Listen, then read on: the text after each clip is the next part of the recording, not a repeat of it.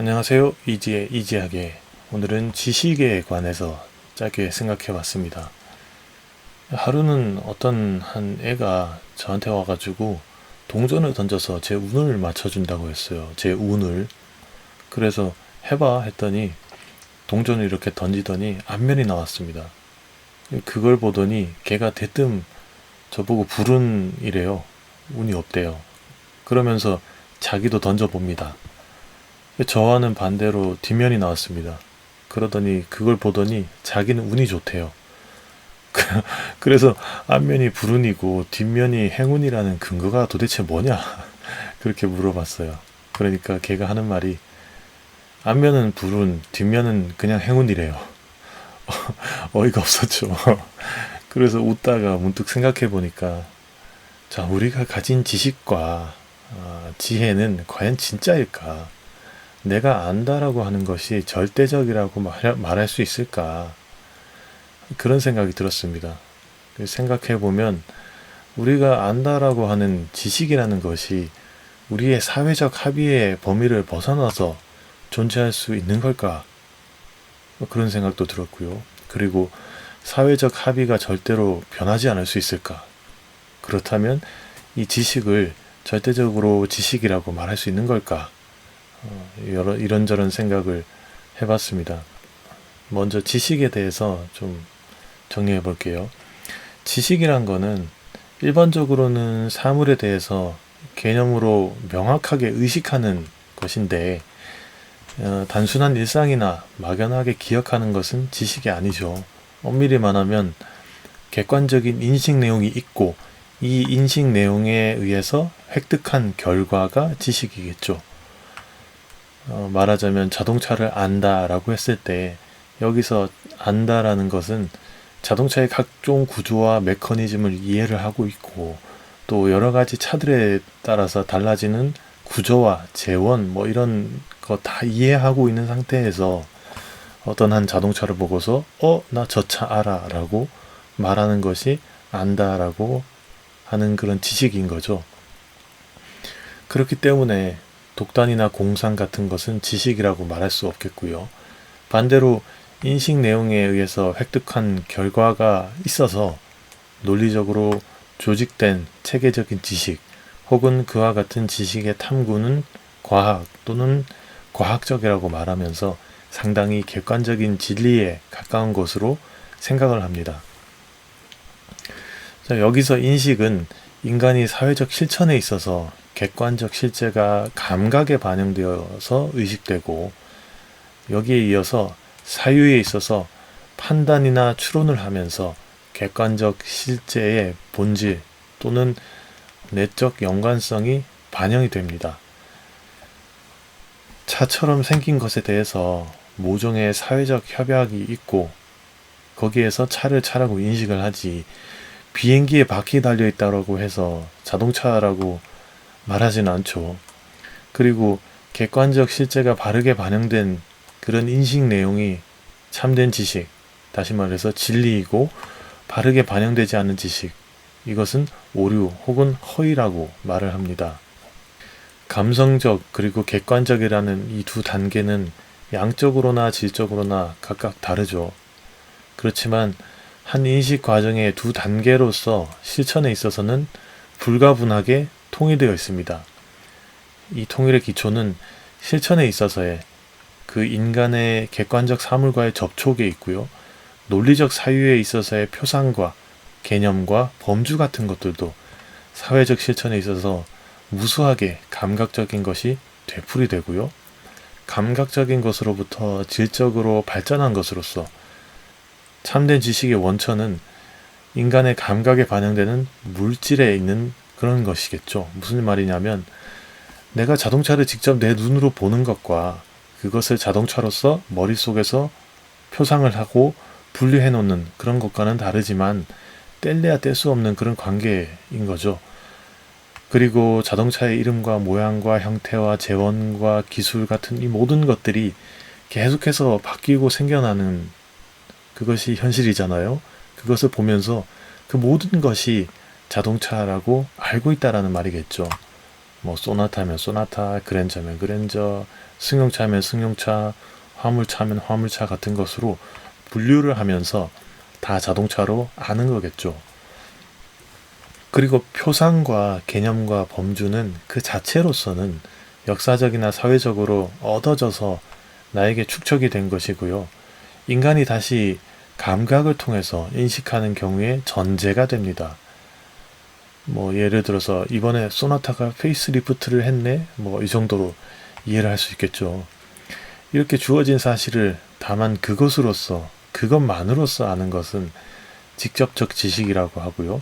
다른 것과 어떤 관계가 있는지, 어떤 원인이나 근거에서 생겨나는 것인지를 인식할 때 그것은 매개된 지식이라고 부릅니다. 자동차를 안다고 하려면 오토바이나 자전거, 또 비행기, 배 이런 것과 비교를 했을 때 자동차를 자동차로 알 수 있겠죠. 그래서 직접적인 지식은 매개된 지식으로 나가지 않으면 안 된다고 해요. 나 혼자서만 비행기를 자동차라고 부르면 미친놈이잖아요. 그렇게 비교도 해보고 분석도 해보고 해서 얻어지는 지식을 실천적 지식이라고 하는데 이것이 굉장히 중요하겠습니다. 왜냐하면 몸소 체험해서 알게 된 것이기 때문에 진짜 참된 지식이 되겠죠. 참된 지식은 직접적인 경험에 의해서만 얻을 수 있겠지만 사실 이건 너무나도 많죠. 세상에서 경험할 수 있는 것들이 얼마나 많겠어요. 그렇기 때문에 인간의 모든 지식을 꼭 직접적으로 경험해서 얻어질 수는 없죠. 간접적으로 경험된 것이 많습니다. 책을 읽는다든가 수업에서 배웠다든가 뭐 영상을 보았다든가 하면서 말입니다. 그렇다면 이것을 또 지식이라고 말할 수 있을까? 따지고 보면 인간은 절대적인 지식을 가지고 있는 것은 아닌 것 같아요. 또 절대적인 무지라고 말할 수 있는 것도 아닌 것 같고요. 지식은 인간의 인식 과정에 있어서 언제나 모르는 것에서 아는 것으로, 무지에서 지로, 부지에서 지로, 또 불완전한 표면적 지식에서 본질적이고 다면적인 지식으로 발전하는 것인데 그 모든 것은 그 사이에 있는 상대적인 거겠죠. 인간의 지식을 발전시킨다는 것은 다름 아닌 사회적 실천이 되겠습니다. 사회적으로 받아들여지지 않고 실행되지 않은 것을 지식이라고 말할 수는 없겠죠. 그것을 지식이라고 말한다면 아마도 우리는 그 사람을 괴짜 혹은 이상한 사람으로 생각할 것 같고요. 그리고 사회적으로 이행되지 않는 지식을 출창 말하는 사람이 있다면은 그 사람은 소피스트 내지 궤변가 또는 몽상가 뭐 이렇게 불리게 될 것 같습니다. 인간이 얻은 지식에 의해서 자연의 모든 사물이나 사회를 변화시킬 수 있고 또 그 지식에 의해서 예상된 결과를 눈앞에 실현시킬 수 있을 때 그 지식은 아마도 참되고 인간의 힘이 된다라고 말할 수 있겠습니다. 그러려면 아마도 변화를 시킬 수 있어야 하지만 또 변하는 사물과 그것을 인식하는 데 있어서도 계속해서 재정립하고 또 계속해서 재정립해서 사회적으로도 계속해서 협약을 되풀이하는 것이 필요할 것 같아요. 이제 종교적으로 좀 넘어가서 우리가 흔히 하나님을 안다라고 했을 때 하나님을 아는 지식이 있다. 그것을 알고 있다라고 했을 때 그 말은 옛날부터 많은 신학자들을 통해서나 목사님들의 설교를 통해서나 각종 의견들이 알려져 왔는데 자, 그대로 세상과 교회가 실천하고 있었는가를 물어본다면 선뜻 대답하기는 힘들 것 같아요. 그러면 자동적으로 성경의 표현을 빌리자면 우리가 알고 있는 하나님은 부분적인 지식이 되거나 공상 또는 궤변과 같은 것이 될 것 같습니다. 그런데 한편으로 생각해보면 어차피 사람은 부분적인 지식만을 알 수 있는 것은 아닐까 생각해요. 인간이 인식하는 범위에는 한계가 있고 간접적인 경험은 참된 지식이 될 수 없으니까 말입니다. 내가 이것을 안다 라고 했을 때 항상 아차 하고 무엇인가를 놓치는 경험을 하게 되는 것처럼요. 인간의 시각으로 다가가서 참된 지식이란 거는 애초부터 원래 존재했다라기보다는 그 길로 계속 발전해 가려는 하나의 목표라고도 할 수 있을 것 같아요. 그러려고 그렇게 배우고 익히고 실천하는 게 우리인 것 같고요. 자, 그렇다면 좀 딴지를 걸어서 하나님은 존재하지 않냐라고 좀 반문을 할 수 있을 것 같은데, 그게 아니라 신은 알 수 없기 때문에 신이잖아요. 그 신이 우리에게 던져준 과제들이 있고 그것을 하나하나 실천하면서 신에 대해서 알아가는 게 우리 인간이 할 수 있는 신에 대한 지식을 추구하는 그 한계이고요. 그렇기 때문에 나는 하나님을 안다라는 말은 굉장히 주의하고 조심해야 될 것 같다라는 그런 생각입니다. 그런 면에서 볼 때 성경은 꽤나 괜찮은 간접적 경험 자료라고 볼 수 있을 것 같아요. 여러 가지 상황이 나타나잖아요. 하나님이 굉장히 선한 모습으로 나타났다가 자애로운 모습으로 나타났다가 굉장히 무서운 모습으로 나타났다가 또 이스라엘이 정복하는 역사가 또 있고 이스라엘이 어떤 포용하는 역사가 있고 포용과 정복에 있어서 하나님이 명령을 했다라고 또 얘기를 하고 있잖아요. 여러 가지 상황에서 나타나는 하나님의 여러 모습과 말씀들이 기록되어 있기 때문에 그런 것 같아요.